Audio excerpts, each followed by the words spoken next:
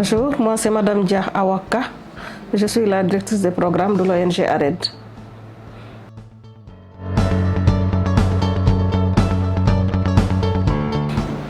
Merci beaucoup. Permettez-moi tout d'abord de vous remercier de l'initiative, mais aussi de l'honneur que vous nous faites en nous associant à la préparation de la journée nationale de l'alphabétisation. ARED, c'est une organisation non gouvernementale à but non lucratif basée à Dakar et qui est dédiée exclusivement à la formation, à l'édition et à la recherche et les innovations pédagogiques.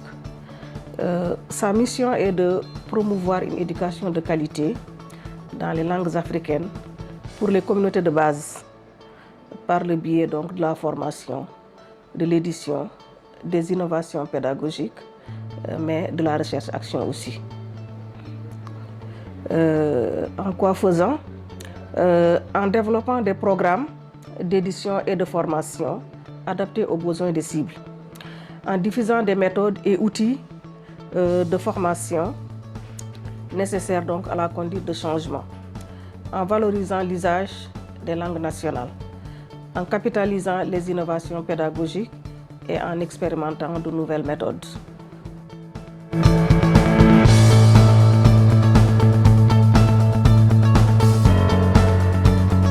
Vous savez, à ARED, on travaille dans le secteur de l'éducation en général. Et nous travaillons dans le non formel et le formel. Donc nos réalisations s'apprécient à ces deux niveaux. Pour ce qui est du non formel, nous avons une gamme variée de publications. Nous avons publié plus de 400 titres dans les langues sénégalaises et aussi en français. Nous avons animé plus de 500 sessions de formation et avons touché plus de 15 000 bénéficiaires. Au total, nous avons vendu plus de 1500 livres, 1 500 000 livres depuis la création d'ARED. Donc on rappelle qu'ARED est créé en 1990 et a commencé à officier en 1991. Et nous, notre domaine de prédilection, c'est l'éducation, mais dans les langues nationales. Donc toutes ces réalisations-là, c'est pour le non formel, donc pour les adultes. Et ça touche en fait divers domaines.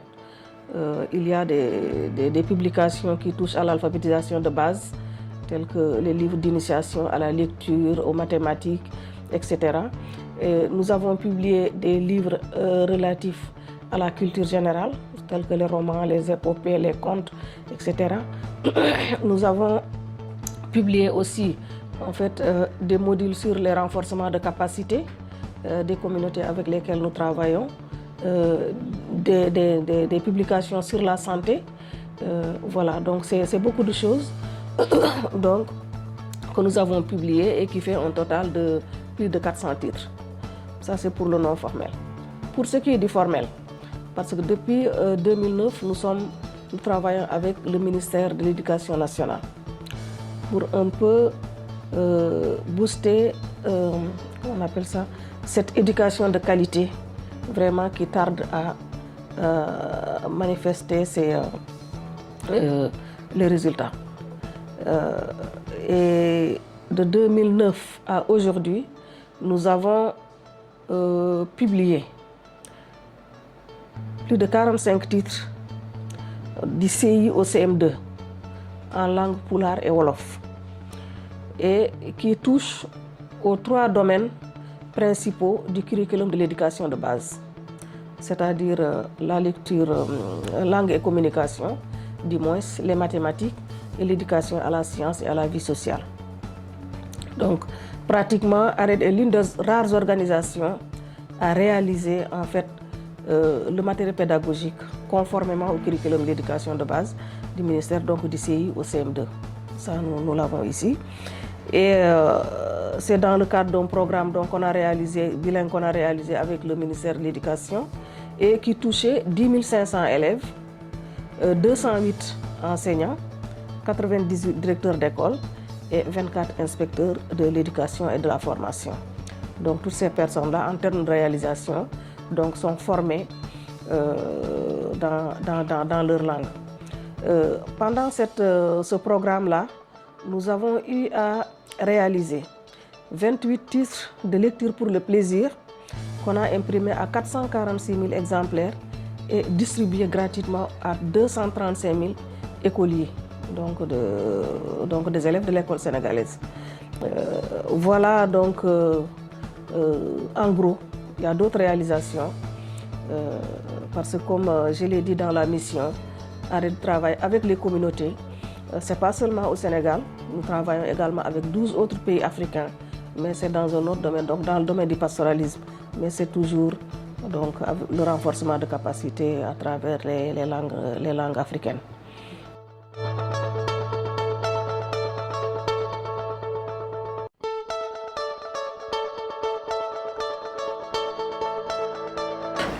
Donc pour les 400 titres, en fait, je dirais que c'est les 6 principales langues du Sénégal qui sont concernées et le français. Au départ, Arrêt de travailler uniquement en pulaar parce que c'était vraiment la langue dans laquelle l'équipe était compétente à travailler. Par la suite, elle s'est agrandie avec d'autres spécialistes et nous avons ajouté le Wolof, comme pratiquement tout le monde parle Wolof, donc on a un minimum de contrôle sur ce que nous faisons. Donc à l'époque, on avait publié en Mandinka, en Soninké, en Diola, en Serer, mais au fil du temps, nous avons senti nos limites dans ces langues-là, parce que l'équipe ne parle pas cette langue. Et selon nos principes, on tient beaucoup à la qualité. Donc c'est pourquoi, au fur et à mesure, donc, nous avons réduit pour ne nous limiter que maintenant pratiquement au pulaar et au Wolof. Mais avant, donc dans les 400 titres-là, vous pouvez retrouver les autres langues, les 6 principales langues. Le français, évidemment, pour pouvoir en fait partager avec les pays africains.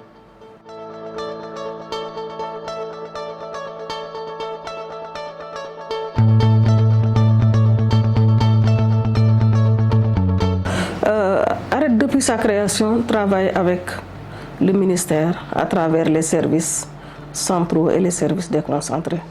Donc les services centraux, c'est les directions du ministère. Arrêt fait partie des premières organisations, pour ne pas dire la première organisation, à publier des livres d'alphabétisation de base pour tout le monde. Parce que souvent, en fait, il y avait à l'époque donc déjà des organisations qui étaient là, mais qui publiaient pour leurs besoins. Arrêt est l'une des premières organisations, pour ne pas dire la première organisation, à publier pour qui veut. Vous voyez? Donc, ces livres-là, publiés depuis 1991, sont jusqu'à présent utilisés par les opérateurs de l'alphabétisation, donc financés par les programmes de la DAL. Donc, ça veut dire que ces livres-là, depuis 1991 jusqu'à présent, continuent d'être agréés par la DAL, donc à travers ces opérateurs. Deuxième exemple de collaboration que je peux donner, quand on a mis en place notre programme bilingue avec les écoles de former, on avait mis en place un comité national de pilotage. Dans ce comité-là, il y avait toutes les directions du ministère, dont la DALN. Et donc leur participation consistait donc à nous épauler dans les réflexions stratégiques, mais également à aller avec nous sur le terrain, à faire les validations, à faire les suivis des activités sur le terrain. Donc c'est pour dire que, et aussi vous avez vu votre présence ici, donc on est en train de préparer la semaine nationale de l'alphabétisation et chaque année Arrêt est associé à la préparation et au déroulement de cet important événement. Donc ça c'est un exemple parmi tant d'autres.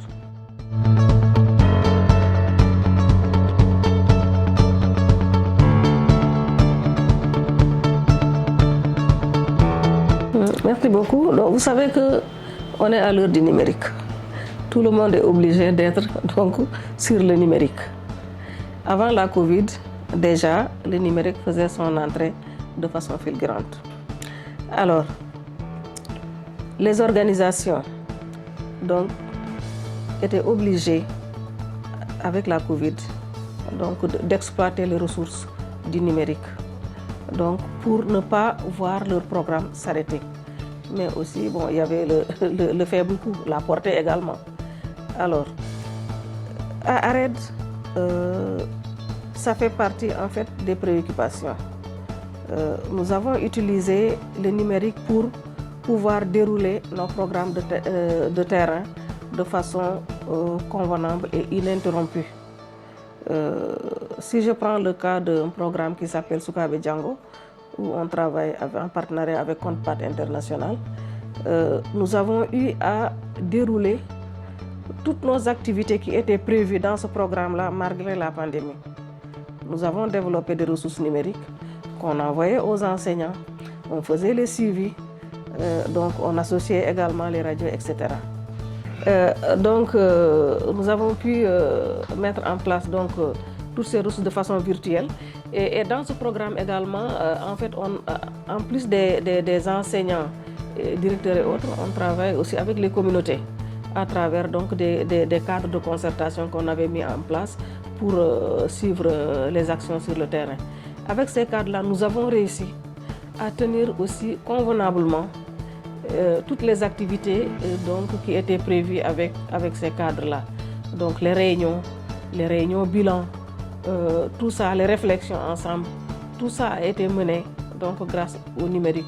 Ce qui fait que pour ce programme-là, pratiquement, je ne dirais pas qu'on n'a pas trop senti en fait les effets de la Covid parce que rien ne peut remplacer la présence physique.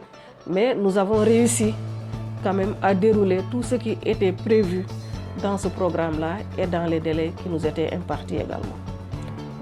Et l'autre élément que je voudrais ajouter par rapport à ça, nous avions même tenté de numériser nos livres. De numériser nos livres donc avec une organisation qui s'appelle World Reader pour permettre effectivement donc à ces personnes-là qui s'intéressent à la lecture en langue nationale, qui s'intéressent donc à leur culture, de pouvoir en fait disposer des ressources.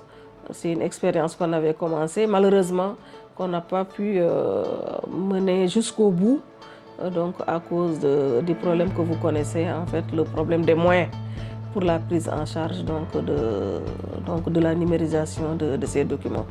Mais c'est quelque chose qui fait partie aujourd'hui des priorités et des perspectives de ARED, à mettre toutes ces publications en ligne afin de permettre à qui veut d'y accéder et d'en bénéficier.